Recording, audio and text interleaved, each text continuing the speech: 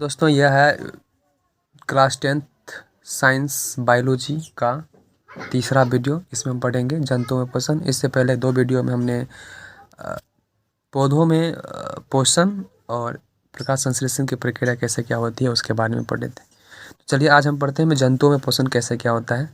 तो शुरू करते हैं। जंतु भोजन के लिए पूर्ण रूप से अन्य जीवों पर निर्भर होते हैं। जंतु जो होते हैं वह पूर्ण रूप से भोजन के लिए अन्य जीवों पर निर्भर होते हैं।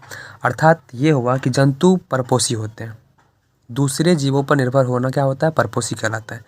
तो जंतु क्या हुआ? परपोषी हुआ। जो इनके लक्षण है, परपोषी जंतु जितने भी हैं वह मृतजीवी परजीवी हो सकते हैं। परपोषी जंतु जितने भी हुए वह परजीवी या प्राणी संपोषी हो सकते हैं। चलिए आगे पढ़ते हैं। विभिन्न प्रकार के प्राणी संपोषी जंतुओं में भोजन का अंतर्ग्रहण भिन्न भिन्न प्रकार से हो सकते हैं। चलिए आगे है अमीबा। अमीबा के बारे में थोड़ा अच्छी तरह से पढ़ लेंगे, काहे कि अमीबा से ज़्यादा क्वेश्चन ग्रुप डी में पूछे जाते हैं और कई सारे एग्जाम में भी। तो अमीबा एक सरल प्राणी संपोषी जीव है। हमने पिछले वीडियो में पढ़े थे शायद अमीबा और ये मनुष्य, ये सब प्राणी संपोषी के अंतर्गत ही आता है। तो अमीबा एक सरल प्राणी संपोषी जीव है। यह मृदु जलीय एक कोशिकीय तथा अनिश्चित आकार की प्राणी है। क्या है यह? मृदु जलीय एक कोशिकीय अनिश्चित आकार। अनिश्चित आकार, शायद ये सब क्वेश्चन आपसे ना पूछे, लेकिन एक कोशिकीय के बारे में है। यह क्वेश्चन आपको एग्जाम सब में पूछ सकते हैं। इसका आकार कूटपाद सियोडोपोडिया के बनने और बिगड़ने के कारण बदलता रहता है। एग्जाम में क्वेश्चन ये हो सकता है कि इसका आकार बनने और बिगड़ने के कारण बदलता रहता है। किसके बनने के कारण ये बदलता रहता है? इसके शरीर में पोषण के लिए कोई विशेष रचना नहीं होती है। ये अपने कूटपादों की मदद से ही भोजन ग्रहण करते हैं। क्वेश्चन ये है कि अमीबा अपना भोजन ग्रहण कैसे करते हैं? तो इसका आंसर हो जाएगा कूटपादों की मदद से ही भोजन ग्रहण करते हैं।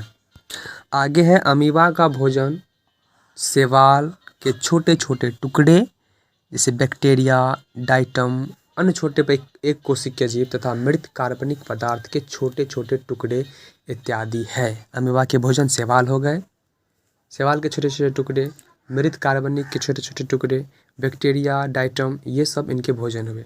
अमीबा में पोषण अंतर्ग्रहण, पाचन तथा बहिष्करण प्रक्रिया द्वारा पूर्ण होती है। अंतर्ग्रहण, पाचन, बहिष्करण क्या है इसके आगे हम पढ़ेंगे। चलिए आगे है अमीबा में भोजन के अंतर्ग्रहण के लिए मुख जैसा कोई निश्चित स्थान नहीं होता। अमीबा में भोजन के लिए मुख जैसा कोई निश्चित स्थान नहीं होता। जैसे अपने लोग में होते हैं, मुख होता है खाने पीने के लिए, और होमोसेपियंस जो भी है उसमें, इसमें निश्चित कोई चीज़ नहीं होता। मतलब अमीबा के भोजन करने का जो मुख होना जैसा होना चाहिए, मतलब ऐसा कुछ निश्चित नहीं होता, बल्कि यह शरीर की सतह के किसी भी स्थान से हो सकता है। अमीबा के सतह जो शरीर बॉडी होते हैं, उनके शरीर की जो सतह होते हैं, किसी भी स्थान से अपना भोजन कर सकता है।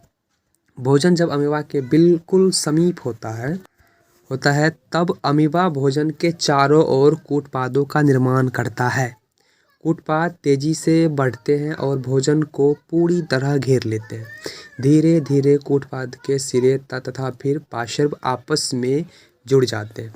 इस तरह एक भोजन रसधानी यानी कि फूड वैक्यूल का निर्माण हो जाता है, जिसमें भोजन के साथ जल भी होता है। तो चलिए आगे दिखाते हैं। ये रहा अमीबा का एक दृश्य। अमीबा में भोजन का अंतर्ग्रहण कैसा होता है, चलिए ये इस फिगर के माध्यम से समझते हैं। तो ये ब्लैक वाला जो आप देख रहे हैं, ये है भोजन। ये अमीबा के आसपास रहता है, समझे? अमीबा के आसपास जो भी भोजन रहता है वह, मतलब अमीबा के आसपास जो भी भोजन इसी तरह रहता होगा। देखिए ये भोजन समीप होगा, तभी अमीबा भोजन के चारों ओर कूटपादों का निर्माण करता है। कूटपाद तेजी से बढ़ते जाता है और भोजन को पूरी तरह से घेर लेता है। धीरे धीरे कूटपादों के सिरे तथा फिर पार्श्व आपस में, ये दोनों जो आप देख रहे हैं, ये जुड़ जाते हैं और इसी जुड़ने से ये भोजन अंदर की ओर चले आता है। इस तरह अमीबा के अंदर अंतर्ग्रहण होता है और भोजन का अंतर्ग्रहण होता है और यह भोजन रसधानी बन जाता है। चलिए आगे का पॉइंट है भोजन का पाचन भोजन रसधानी में ही एंजाइमों के द्वारा होता है। जो ये अमीबा ने भोजन लिया वो भोजन रसधानी में एंजाइमों के द्वारा उसका पाचन हुआ। पचा हुआ भोजन रसधानी से निकलकर कोशिका द्रव में पहुंच जाता है। अब जो भी पचा हुआ भोजन है उसके अंदर, वह निकलकर कोशिका द्रव में पहुंच जाता है वहाँ से फिर समूचे शरीर में वितरित हो जाता है।